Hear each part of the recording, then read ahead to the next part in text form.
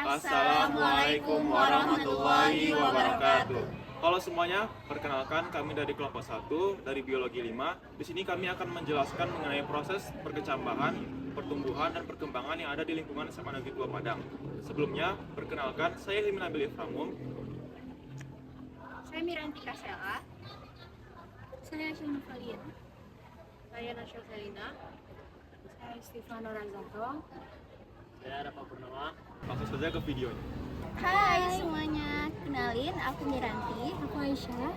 dan di sini kami akan menjelaskan mengenai pertumbuhan. Dan untuk pengertian pertumbuhan akan dijelaskan oleh Aisyah. Jadi, pertumbuhan adalah pertambahan ukuran, volume, tinggi, dan massa yang bersifat irreversible dan tidak bisa balik lagi seperti semula. Sebelumnya, kalian harus perlu tahu kalau biji itu terdiri atas bagian-bagian seperti yang pertama kulit biji berfungsi untuk melindungi biji, yang kedua endosperma dan kotiledon yang berfungsi menyimpan cadangan makanan dan menutrisi embrio, yang ketiga radikula bakal akar, yang keempat plumula bakal daun, yang kelima epikotil bakal batang yang letaknya di atas kotiledon, dan yang terakhir hipokotil bakal batang yang letaknya di bawah kotiledon. Nah, terdapat dua jenis pertumbuhan. Yang pertama itu adalah pertumbuhan primer. Pada tahap ini terjadinya pada titik tumbuh atau meristem apikal di ujung akar dan batang. Dan teman-teman bisa lihat di sini terdapat tahap ini terjadi pada ujung batang dan akarnya. Dan sel-sel meristem ini membelah secara cepat, menyebabkan akar dan batang yang tumbuh itu memanjang. Hormon yang terlibat yaitu adalah auksin dan untuk mengatur proses ini. Dan yang kedua yaitu adalah pertumbuhan sekunder. Pada tumbuhan berkayu, pertumbuhan sekunder itu terjadi di kambium vaskular dan kambium gabus yang terletak di antara xilem dan phloem. Kambium vaskular menghasilkan xilem ke arah dalam dan phloem ke arah luar, sehingga meningkatkan diameter batang. Dan kambium gabus itu menghasilkan sel-sel kulit tebal yang melindungi batang. Baiklah, di sini saya akan menjelaskan perkembangan.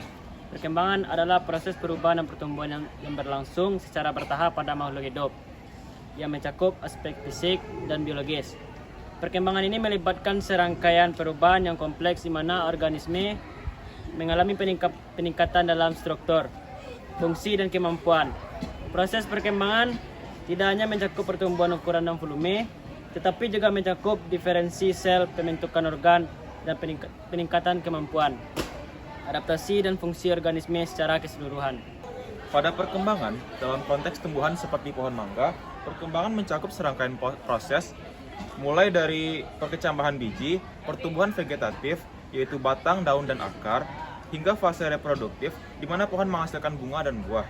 Setiap tahap perkembangan dipengaruhi oleh berbagai faktor lingkungan, seperti nutrisi, air, cahaya, suhu, serta perawatan yang diberikan. Nah, adapun tahap perkembangan reproduktif pada pohon mangga ini, yang pertama adalah pembuangan. Setelah beberapa tahun, pohon mangga mulai berbunga. Seperti yang dapat kita lihat di atas, bunga mangga umumnya tumbuh dalam malai, yaitu rangkaian bunga yang besar. Selanjutnya, penyerbukan. Bunga mangga diserbuki oleh serangga seperti lebah atau melalui angin. Proses ini penting untuk pembentukan buah. Nah, selanjutnya pembentukan buah. Setelah penyerbukan berhasil, bunga akan berubah menjadi buah.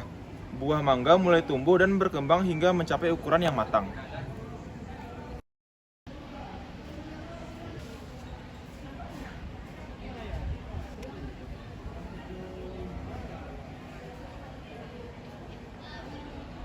Hai. Jadi yang terakhir merupakan perkecambahan. Perkecambahan atau germinasi adalah merupakan tahap awal perkembangan suatu pertumbuhan, khususnya tumbuhan berbiji.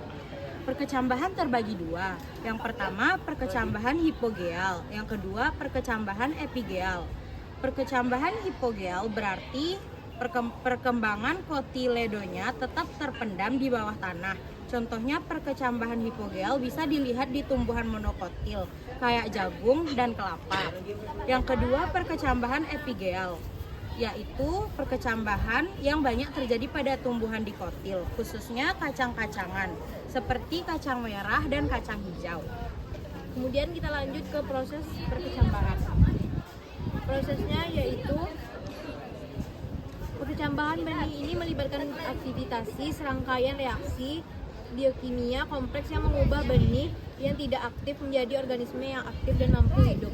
Proses perkecambahan sangat penting untuk produksi tanaman, pangan, bunga, dan tanaman dan memerlukan kondisi lingkungan tertentu agar pertumbuhannya berhasil.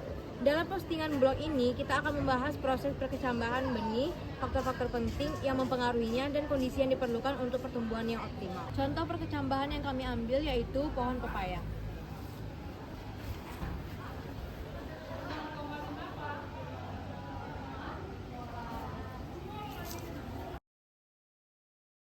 Baiklah, proses perkecambahan pada pohon pepaya dimulai dengan biji pepaya yang jatuh ke tanah dan kemudian terkubur sedikit.